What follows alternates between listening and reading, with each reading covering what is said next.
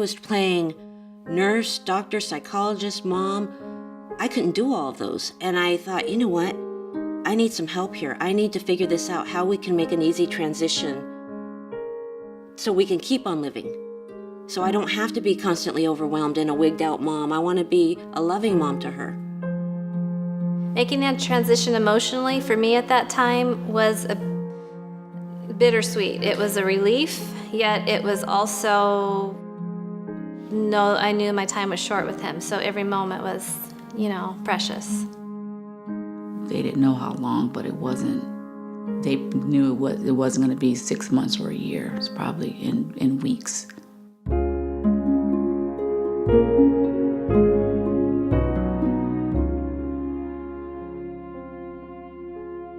When she was first diagnosed, it was quite shocking for us.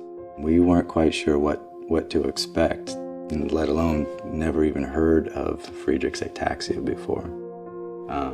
But my wife, as diligent as she is, she got on the internet and started doing a lot of research, and it turned out to be quite grim.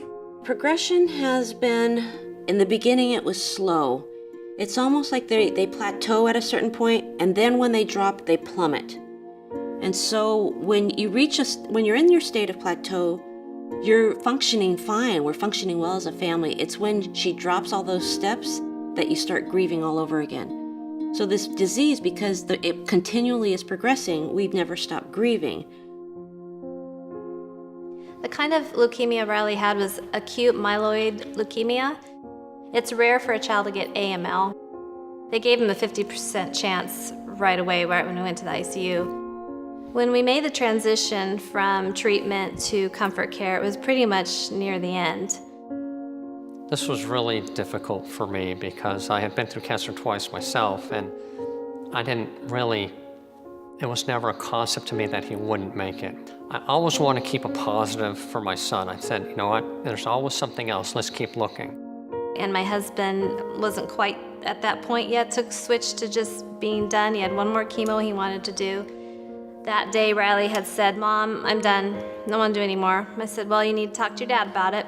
And then Robin happened to come in that night and said, Riley, I've got another chemo, and there's hardly any side effects. And Riley was really sweet, and he said, okay, Dad, let's try it. So he did one more chemo. He was always willing to try the next thing, but we saw that Riley was really getting tired. He was getting tired of the chemo, he was getting tired of the nausea.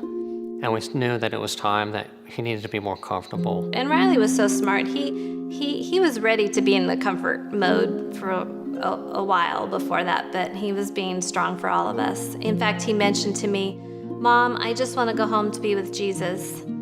I'm tired of chemo and tired of all of this. He said, but that would be selfish of me because all of you would be sad. And I said, it's not selfish of you, Riley. You're ready, and you've had enough. So my discussion with Riley during this time was to let him know that it's okay. We're not going to give you any more chemo. At that point, he was done. He said, it's just too much, Dad. I had to come to realization that it's okay to move on to the next phase. It was harder, I think, for me than it was for Riley. Riley was ready. I really wasn't as a parent. But he taught me and he encouraged me that it's okay and we need to listen to our children. Every month she was in surgery. Every month she was going to surgery, getting shots in her back, having PICC lines in her chest, doing the chemo, vomiting, and to watch her, some days she'll have good days, most days were bad. And she was back in the hospital in August, and that's when she told me she didn't want to, she couldn't fight anymore. And so then the doctor called me in the office to let me know that the cancer came back and that she wasn't going to make it. They didn't know how long she had, but they knew that she wasn't going to make it. So they needed to give her quality of life. There's always progress somewhere. Somebody always has the answer. So let's keep looking. Jason wasn't accepting the fact that she was dying. Not that I was in denial, it's just I'm just a fighter. It's as simple as that. Jason and I had totally different views on it. He never, all the way to the end, Jason was still fighting all the way to the end. We didn't make our transition until this July when Chelsea almost passed away again. In July, I was actually back east visiting some cousins, and I knew Chelsea had gone to the hospital, and I knew she was sick, but my mom had kept reassuring me, she's fine, we'll just be here for another day or two, and we'll go home. So I stayed. I was supposed to be there for a month, and then it was late, and I got a phone call, and she was crying, and she said, you need to get on a plane right now. Your sister's not doing well. She caught myocarditis, an infection of the heart. So it was really bad. We almost lost her, and I keep reliving like the crash cart and things that happened at that time. And it was the time that Chelsea, because she is now old enough to realize that, oh my gosh, I can die from this disease.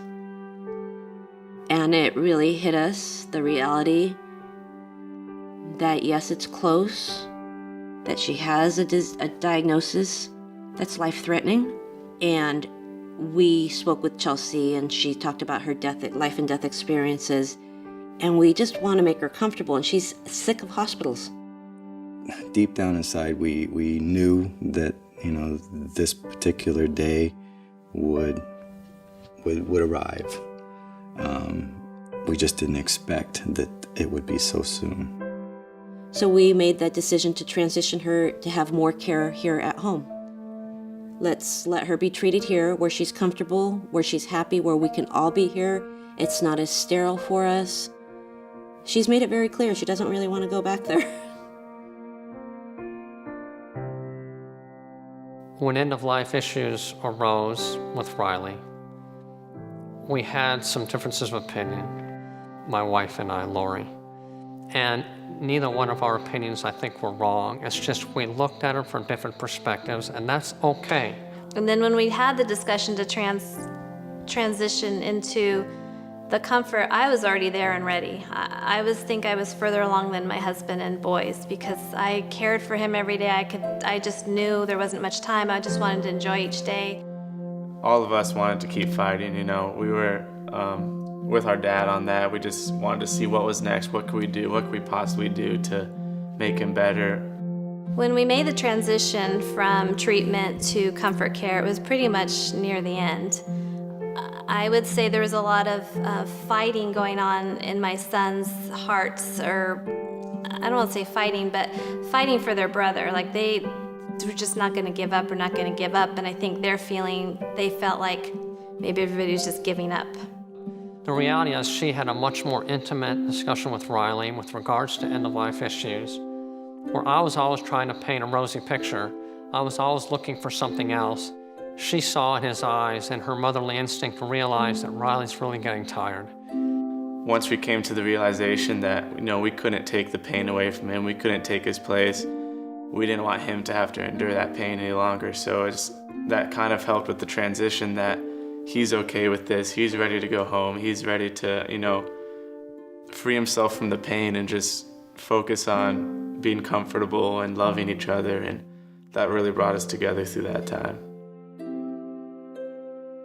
I watched my daughter deteriorate. She was getting really moody. She didn't say too much, but she would hug me, she would tell me she loved me, and she would tell me she'll be okay. I told her it's okay. I had a long talk with her. You don't need to suffer anymore.